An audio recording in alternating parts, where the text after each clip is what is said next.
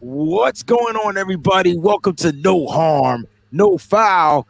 It's your boy Wayne Breezy. We got Mike Andrews, the one and only, the great, the man, the myth, the legend. Mike sipping on some Chick-fil-A. Yo, is that what that cut was? Nah, it was a good try though. It was a good try. So, That's cool. no, I saw half a piece of the red logo, dog. Like a 18th of it. Yeah, I saw how it looked in the camera when I did it like that. So I was like, all right, I know where he was going with that. I like that. I Yo, like that. we got some breaking news, Mike. Hold up. Let me get the horns ready. What we got? The San Francisco 49ers, per Ian Rappaport, has signed the two-time Super Bowl champ, Logan Ryan.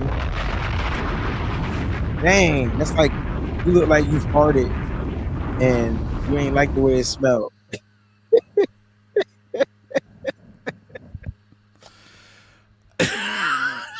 Well, all right. So let me tell you what happened. You got my hopes up. And I think it was my hopes because I don't even know if I want this to happen or not. But all day long, I've been seeing how Ndamukong Suh was deciding on what team he want to sign with. He's just chasing rings now. Mm-hmm. And so you were like two-time Super Bowl champion. I was like, damn, did he get one with the Rams? Did he get one with the? And I was trying to go through the list in my head because he's done this for the last couple of years where he just signs with a team going down the stretch. And I was like, was it him? Was it him? We know about this Eric Armstead injury and all that stuff. But shout out to our guy, Yo, that was DB, DB Logan Ryan, right? That's who we talking about. First of all, if we did sign Ndamukong Suh, what would be the problem? I didn't say it would be I said I don't know how. So when you said two-time Super Bowl champ, I think I got excited about you saying Ndamukong Suh. Okay, but I'm just saying, like, would it be a problem if it was him, though? I don't think so. Because I think, hear me out, I think I like Suh more than most people do that have never been a Lions fan. Did you rhyme on purpose?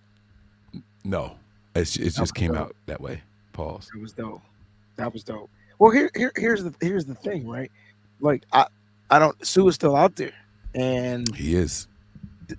If the Niners want to beef up that defensive line, how do you think Suh would play with Trent Williams? Even though they don't play on the same, do you think they get along? Because they didn't get along in that Eagles. Never mind. I mean, never mind. That's not true. That's not true. And I'm glad you brought that up. I saw Eagles fans trying to, remember that time Trent Williams ran from Ndamukong Suh? If you actually watch that play, first of all, whoa. Now I said that they didn't get along. I think that's 100% true. You know, I can see you, right? But you just said that you remember that time that Trent ran away. I never insinuated that. No, that's what Eagles fans were saying heading into this game. I apologize. I wasn't saying that you said that. I'm sorry. But what I was saying was, on that play, he wasn't running from him. In fact, they were calming each other down. That was veteran love right there. Like, hey, big dog, like, come on, don't get out of character. Come on. No, that was Suh saying, yeah, I don't want to get effed up too. See, you got to make it about. You see how big Suh is, but when you compare him to Trent, it's different. Like, I'm not saying Suh looks small, but Trent, that's a big guy. Yeah, but no, Suh looks small next to Trent. He does, which is crazy because Suh is big. Yeah. Right. So, but yeah, so I got built up when you said two-time Super Bowl champ, and then you said Logan Ryan. I was like, oh, all right. Well, cool. Because people gonna want to know, they gonna want to know who he is, what he do, how it be, when the last time he played football. Well, let me get a window open right here. Let me pull up some stats. Well, I can let you guys know that he started with the Patriots 2013, and he was there till 2016. Mm-hmm. Then from there, he had a 3-year stint with the Titans. And after the Titans, he went to the Giants for 2 years, and then was with the Buccaneers in 2022. Okay. And that's the last grade because he hasn't played in 2023. Former 3rd-round pick, 4.56 speed when he came out. He's a safety, Mike. So this is interesting. You leaving out? No, keep going. There's something more interesting. Come on, don't leave it out. Don't leave it out. Where is he from? Say it. Jersey. That's why the Negro national man went to Rutgers. Let's go, baby. This is funny. I said my voice is gone. Yeah, yeah, big jersey in the building. He's gonna come in here and from one jersey veteran to a jersey rookie, DB room, Hey, I tell safety. you what. My voice is back for this. It's better than signing that other Jersey cat. I got my own horns. Would you take out there inside the chat? Would you take Dante Johnson or Logan Ryan? They don't even play the same. Dante Johnson was the official defensive back of the NFL. That cat played all the positions from nickel to bickle. That cat was on the outside. He was on the inside. They said, hey, man, can you play safety? Sure I can. I need a job. He played safety. Come on, dude. I don't appreciate you pitting my Jersey brothers against each other like this, by the way. Listen, and then they got the young buck from Jersey too. So this is cool, right? Yeah, man. Yeah, man. All right, it's cool. Listen, I'll take either one of them because I think they both can contribute and help, and they both deserve a Super Bowl ring. Now, Mike, what's up? stop capping, Mike. What's up, Big Jersey? Big Jersey. What's up? That's a cap, Mike. Whatever. You call it what you want. NJ all day, baby. That's what we do out here. Huh? Y'all set them up, we knock them down. And by the way, so speaking of setting them up, knocking them down, I got a confession with y'all. And I've heard about it. I've put on some clips, and I see they 30, 40 minutes long. You ever watch the J.T. O'Sullivan quarterback things? Okay, I haven't. I'll be honest with you, I haven't. I've seen a couple of them, but I don't watch it frequently because I don't have to. I'd rather watch Johnny Dell. I have seen clips of episodes of it. I have never sat down and watched one from start to finish. He has a new supporter of me. Why didn't y'all tell me that he hates on Debo not giving effort when Debo's not in the play? I've been doing that shit for years. Who cares? Don't nobody care. What? You're the only person that cared. And first of all, he lost all cool points with me when he sat there and couldn't figure out what the hell Kyle was doing with some of the wide receiver routes or whatever. He didn't know. It was like, what are they even doing? They confusing the defense. That's what they do. He said we'll come back to it later. Are you talking about this most recent one? Yeah. That's how I know JT O'Sullivan wouldn't last one day. So I got a phone call. That is very. I got a phone call, and that is very true. I got Sean. He gave me a call and wanted to talk about it, and I told him, I said, Sean, I haven't really watched it like that before, but I'll take a look at this one for you. And true to my word, I went down and I watched the whole thing all the way through, and that's kind of what Sean's point was also. Like, yo, this dude, like, he is confused by Kyle's manipulation of defensive players with his offensive players. Like, if it's not just drop back and throw, he's like baffled by, I don't understand why this is the play call. Why do they have these guys running here to do this? Like, he says it over and over, and I'm like, yo, dude, like, how can't you see? If you've broken down more than one game of Kyle Shanahan and his offense when they're clicking like this, it's easy for you to see. But I did like hearing that he goes off on Debo when Debo is not the guy on the play, because I said that and people were coming at me. So I like that somebody a little more, savvy than myself said the same thing. It wasn't just me making shit up. So that's cool. And I never even had to drop it on Patreon. I was so worried about people being mad at me for that take, Wayne. It's not even funny. Do you think Logan Ryan's going to go to the practice squad, or is he going straight to the roster? Somebody got to be out for him to go straight to the roster. Yes. Who out? You ain't putting nobody in the IR with 5 weeks to go. Left to go. Oliver can go. Oliver gone. Like NSYNC, it wasn't NSYNC. Gone. I can't do it, bro. Not today. But that was the right note and the right key. Get him out of here. Darrell Luter, they said. Dwelly can go. Look at him. Oliver. I got another Oliver vote in there. Let's go. I mean, you know what's crazy? I'm going to hit on Oliver and find out he's from Jersey. I'm not getting rid of Darrell Luter. Y'all are bugging. But Darrell Luter, excuse me. That's his name. His name is Darrell. I better say it right. But yeah, Dwelly might be going to the IR. That makes sense. What happened to Dwelly? So Dwelly, I thought. Yeah, what did he hurt? I don't know, but it's gonna keep him out for about 3 or 4 weeks. Okay. That what his injury was off the top of my head. And Oliver ankle. was hurt also, right? I don't remember Oliver getting hurt. No, No, wait, hold on now. I it think was it Oliver was just just got it was hurt. just it no, it was just now. Yeah, Dwelly has the high ankle sprain, and then Armstead had the knee and foot injury. That's all that we got from the game. You got an extra injury? Oh, no, maybe not. Maybe my bad. Okay. Ignore me. Water under the bridge. I apologize. I like the move, right? Because you're adding, you know, experience to play with experience. So if you look at a lot of people love Ji'Ayir Brown, like myself. I'm going to advocate for him. He had two big missed tackles in this game, two And some huge bad ones. angles too, but I ain't going. I don't even care about the angles. He missed tackles. The first missed tackle was the big 33, 36-yard gain because he missed the tackle on AJ Brown. And not only did he miss the tackle, he ended up. I just finally I'm watching the game copy today, so and I just finished my offensive my Brock Purdy film. As he missed the tackle, he also runs into Mooney Ward, which forces Mooney Ward to miss the tackle. so so it was like he tackled his own dude, basically, got his own dude way because of the poor angle, like you said. But then he did it again. And so like I can understand if this is a move to put two veterans out there to move forward. Like, but still try to get some, some Ji'Ayir Brown into the system. No? No. No. He's not starting. No. This is depth. Somebody got dinged up. He's not getting nobody off the field. I mean, they already had Eric Harris, so there's a possibility that somebody is getting off the field. And maybe they saw Eric Harris wasn't the guy. I don't know. I don't want to speculate on anybody losing their job that I haven't seen play poorly.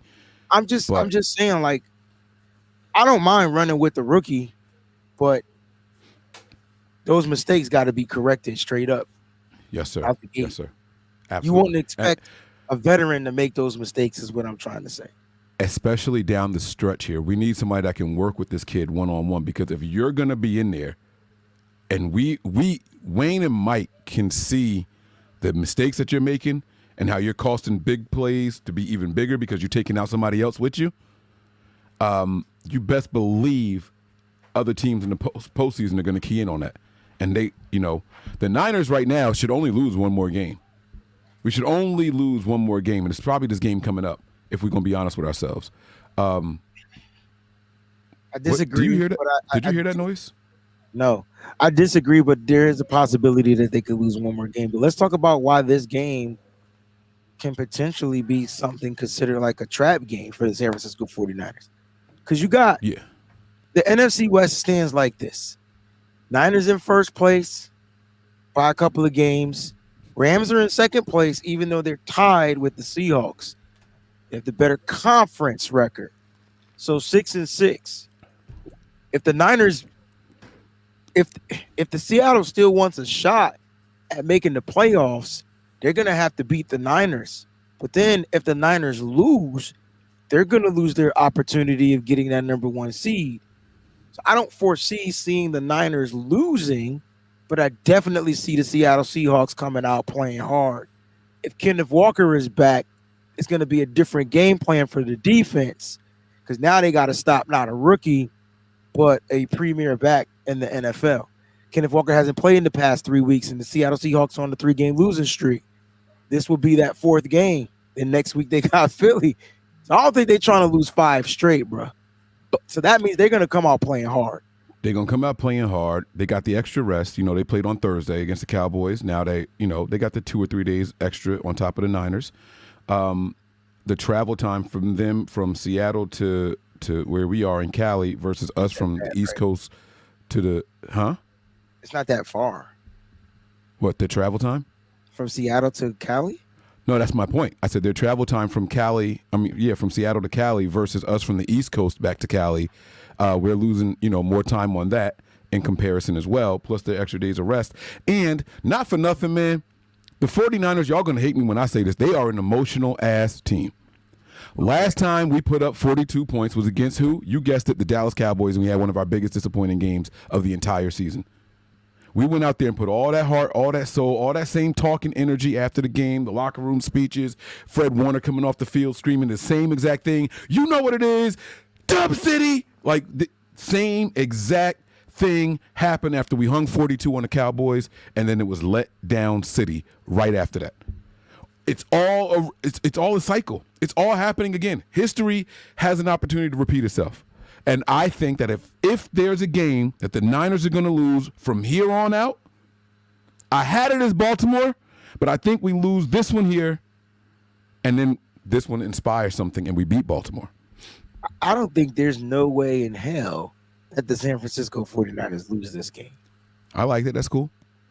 And I like what I'm just saying, like, there's just no way. Like, you talked about things going downhill. All right, so then factor in the simple fact that the 49ers in that sixth game ended up losing Deebo Samuel for the game.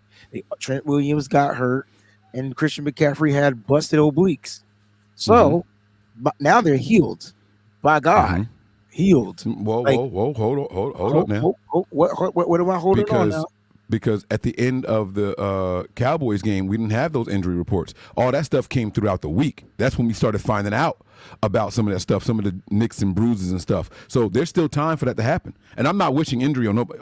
Let me be very clear what I'm saying. Well, all three of those guys played in the game in that sixth game. But they were in a limited fashion, yes, is what you're saying.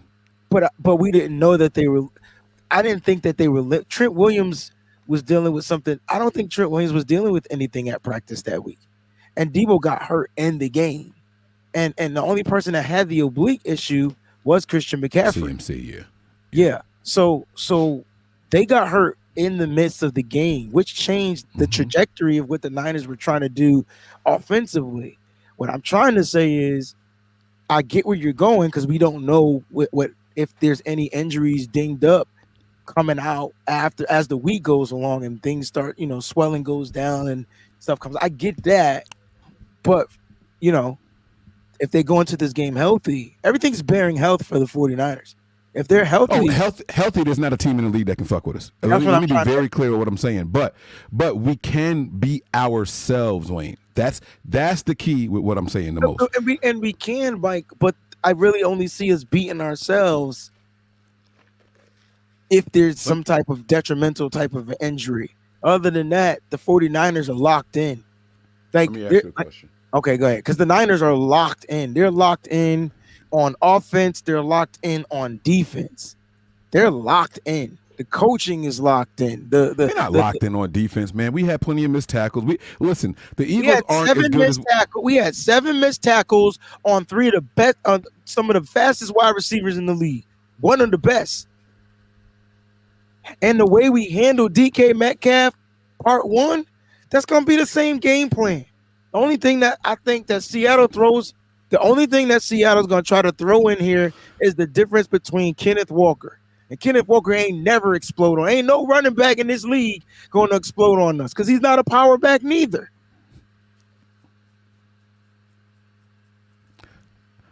If there was no need for these teams to line up and play against each other, they wouldn't do it. So we gotta chill with the whole, they can't do nothing different. They can't do nothing different. That's not true at all. I never said that they couldn't do anything different, but why would the Niners let them do anything different? They could try. They could come out and try. And this, to me, is less about Seattle and more about the Niners. This is the way I look at it. Let me just give you my little trip down memory lane. Do you remember the one game last year since Brock? Do you remember the one game last year that the Niners didn't put up 30 after Brock Purdy got inserted into the offense? It was Seattle. Okay, it was Seattle, right? They held us to our lowest in Seattle, and we won. What happened when they came to? Can you let me get there, because that's exactly where I'm going next, right? It was a nail biter. We ended up holding on. We get the win. I understand. It wasn't necessarily a nail biter. It wasn't a nail biter. The Niners were up. Seattle scored a late touchdown at the end. We just didn't put up 30 points. It was the 21 to. What was that score? 21 to 13. So we were winning 21 to 7 until the fourth quarter. It wasn't a nail biter. They just scored at the very end of the game. How many drives did we have in a row at the end of that game where we didn't get any points? I don't know, Mike. I'm not looking at it. I'm gonna keep going. I'm gonna keep going. So then we played them again in the postseason, and my concern at the time was, they played us the best with Brock Purdy. What are we gonna get? Niners say, Mike, watch this 40 dub plus we put on them, right on their head top, bang them over the head. Highest output production that we had in the postseason in years. Shout out to Brock Purdy. Okay, cool. We run it back this year. Another 30 burger. Yeah? Did we put up 30 on them this time? 31-13. Yeah. 31-13 this time, right? Yeah. I'm not worried about the Seahawks. We just took your best shot twice in a row. Playoffs and regular season when y'all were ready for us this time, and we just dropped it on y'all. We put up over 70 points in 2 games the last 2 times we played y'all. We're not worried about y'all. Now y'all coming to our house. This is shit that makes people complacent. This is exactly what happens when teams start to overlook the opponent. It's the talk just like that. That's exactly how it happened. We just beat the toughest, biggest, baddest team in the entire NFC in their house. Who said that they're being complacent just because they're talking? They're just talking. You beat a team. That doesn't mean you're complacent. You don't think the Niners are going to come out? The Niners mentality right now, what we're watching, is just win or go home. That's their mentality. Every game is a playoff game to them. They come out every game. What happened in this game we just watched with the San Francisco 49ers? That defense looked like it was about to get carved up all because they couldn't stop slants. Every week is something different. But we also watched something different. We saw Isaiah Oliver line up at safety. Did we not? Did we not see that? When did the blood clot? Did we ever see that, Mike? I ain't gonna say them words no more. I promise. Hear me out. I realize that I waste too much of my life and energy in using those derogatory type of words. And then I found out, I was watching the video, interview with Christian McCaffrey, and he was telling him how his high school football coach, DB coach, was Brian Dawkins. And so then the story came out to where Christian McCaffrey was like, yo, when he talked, like the way, like it was like a sermon every time he talked. And he never used curse words. Yeah. That's hard, but it's not. So my apologies. I didn't cuss. I said blood clot. I don't care. I don't know the language, so I can say that. No, you cussed. I heard it. It was right before you said blood clot. You got the FUC out. It sounds the same with the K and without the K. You got the whole thing out. Anyway, but listen, no. So here's my point. I'm not saying that the Niners are complacent. I'm saying that the time off allows complacency to set in. I said my comment was, if there is a game we are going to lose from here on out, I had it as Baltimore. I'm changing it to this one. That I'm not saying that I think the Niners are going to lose. I'm saying if there's a game we're going to lose, it's going to be this one because of the emotional high. Because we went. I don't think there's an emotional high, Mike. The Niners went in there like the military, and they knew they was going to win. Like they knew it. They knew it. They were confident. So they're going to come home, and you're saying because of that emotion, Fred Warner, Dub, and all that stuff, because of the emotions, they're going to lay low and get punched in the mouth. It can happen. Don't get it twisted. It can happen. You're 100% correct. And it has happened. But I think that the Niners' mentality is a little different week 14 than it was week 6. I think even in week 6, the mentality was crazy. I think they were shell-shocked when they started seeing players go down. Now, to me, that's the issue. If that happens, I can see shell shock set in, and then possibly, depending on the player, depending on the position that it happens to, and then I can see it be a little bit different. But that's why I said if the health is good, if the health is wealth, we Gucci, bro. Then we balling. And now that is one thing I will say, right? And this is something that's hard for me to pause. This is something that's hard for me to understand about this team. I don't think between, again, everybody healthy, Kittle, Ayuk, Debo, Trent, McCaffrey, and Purdy, I don't think that they will let the offense let us down. I don't think that they will. Do y'all realize that we put up 42 points in 3 quarters? I do. It, 3 quarters. that's what I said. There was a cold quarter missing. One quarter was -6 yards. Mike, we talked about this yesterday. Now We you add in literally gave away a full quarter of football. Yo, I just finished offensive film, and it was 2 drives of -6 yards, bro. Then here's the thing. You said we put up 6 touchdowns, right? Right? I What? yeah. Go ahead. Yeah. Go ahead. But they did them consecutively. It was In like a row. back to back to back to back to back to back.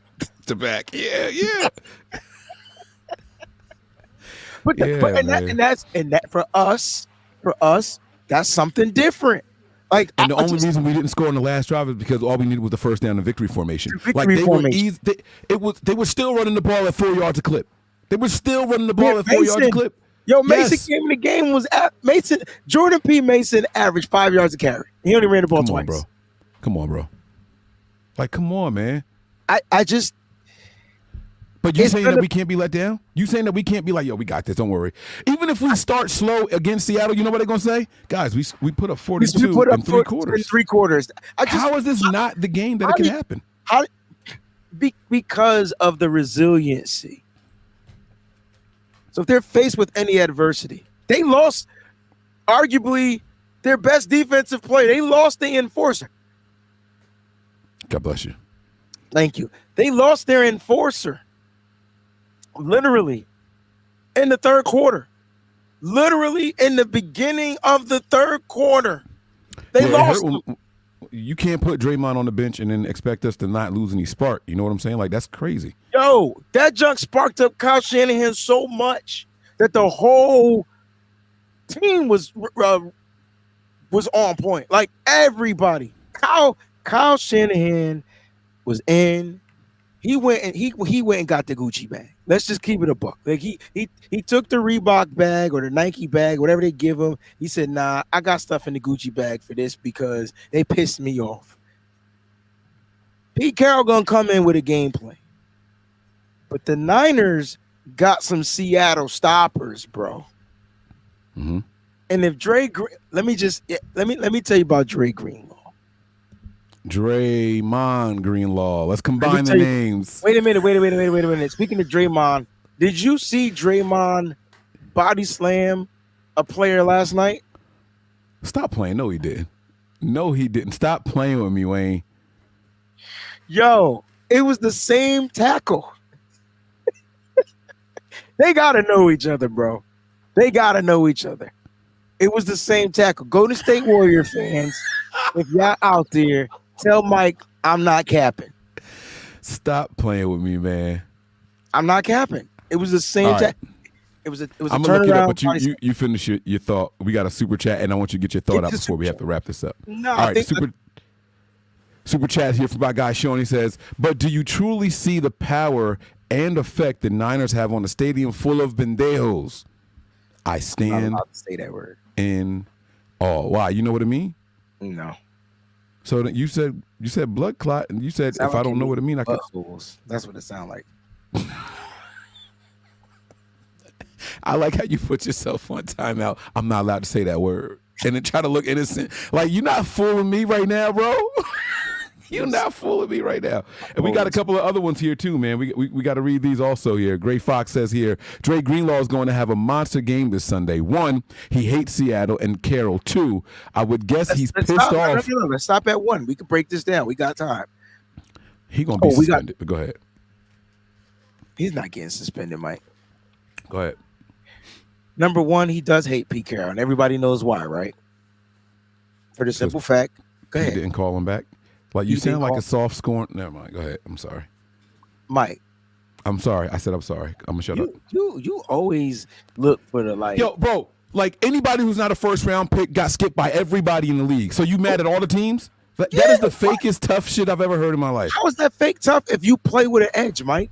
Playing with an edge is fake tough to you, bro? The fact that he goes out there and kills this team is fake tough because he mad if let's say you wanted to go to a team, you know it don't work like that, but you have an opportunity. The team passes on you. You work out for them. They don't give you a call back, and they pass on you. You're not gonna feel some type of way. You go to a job interview and they don't call you back, and they don't even tell you ain't got the job, and you ain't gonna feel no type of way.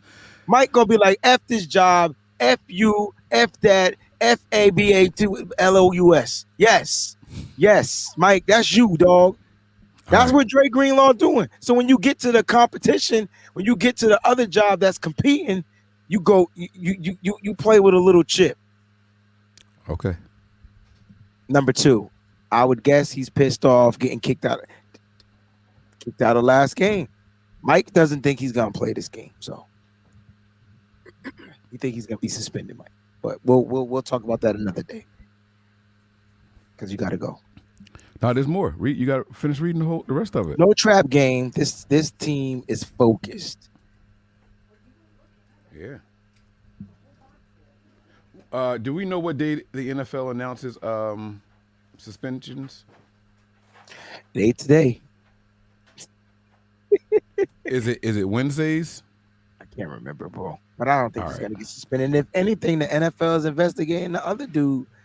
Like, I don't think he's gonna get suspended. He got kicked out of the game, and he shouldn't even been kicked out of the game. But at the end of the day, yeah, it is what it is. Jack Knox says here, we're not losing this game, period. Bam. 14-3. Bam. 14-3. You know, I remember somewhere around week 3 or 4. I had 13-4 also, but I remember somewhere around week 3 or 4, Jack Knox had hashtag 17-0. No? Mm-hmm. No, just me. Okay, all right, cool. Okay, all right. I'm just saying that everything sometimes should change, man. It don't go the way you think it's gonna go. Sometimes you gotta change your mind a little bit. It's okay to swallow that pride to be wrong one time. But that's all I'm saying. We're gonna see. Hey, listen, I don't want it to happen, man. I'm a Niners fan. Y'all know that. I want us to get the number 1 seed, ride this thing to the top with a bullet. You know, let's win this thing all the way out. Let's let Brock Purdy come in here and do what he did last year, right? Finish the 6 and then win it all the way. Isn't that what it? How many regular season games was it Brock Purdy had? 5, 6? Oh no, man. Before the playoffs last year? Yeah. It was 5 or 6. We wanted him to be the first rookie to go out there and win a Super Bowl, right? Let him finish this. The NFL didn't want that though. I wanted it though. Well, I'm saying. I know we did. Oh yeah, we did. We could have. We could have. It was heavy hate involved in that. It's cool. I understand, but But yeah, man. So all I'm saying is this, man. I just think that if there is a time, because I think we're going to be focused for the Ravens. I don't know that we're going to beat the Ravens. That was the one loss that I had left on my record. I don't know that we're going to focus for any of the teams that we have to play. Like, I don't get it. Like, why can't they be focused for Seattle? Why can't they be focused for Arizona? Because we've seen the Niners overlook teams before. We've seen Kyle Shanahan and this team come in here and get beat by a Falcons team that shouldn't have beat anybody. Yeah, but that was we've seen that before. Personnel and like that was different times for different strokes for different folks. And I agreed to that earlier when I said I don't think that those 6 players on offense are going to let this offense disappoint us. I did say that. I did double down on that. But the fact that you've seen it before doesn't mean that it hasn't changed, because I ain't seen it in a minute. I haven't seen it when those 6 players healthy. That's my point. Talk about that. Talk about how the Niners undefeated when those guys out there at the same time. Right. I tell you, I'm gonna talk about this. You are the most confusing brother I've ever had. Because I'm still confident and cocky. I'm just saying that if we're gonna be let down, it's gonna be this game. It's not gonna be the Ravens game. That's all I'm saying. If we lost to the Ravens, you know what Niners fans would say? Okay. But that's my point. Just like if we lost to Cleveland, don't nobody care. Well, people care, but it was Cleveland. I was more upset of losing to Minnesota than I was losing to Cleveland. That was the disappointing game. This is what I'm saying, that this is going to be the game that's going to be more disappointing. Only because it's an NFC game. I don't think the Niners lose in the division again. I mean, in the conference. I really don't. Mike talking like Denzel in Training Days. Jazz. I ain't hear it. You heard me doing that little mumbling voice shit that Denzel be doing. That's what Sean is talking about. That wasn't too Jax. Jax know it's all love too, by the way. I joke with people I think can take jokes. If y'all don't ever hear me call you out in the chat, it's because I don't know if you can take the jokes. No, that's not what. All right, no team is safe when the Niners are on the prowl. I'm Mike, and that's Wayne. Him right there. And this is No Harm, No Foul. Wow. We'll see y'all soon, I think. Right? We done? Cool? Peace. Right.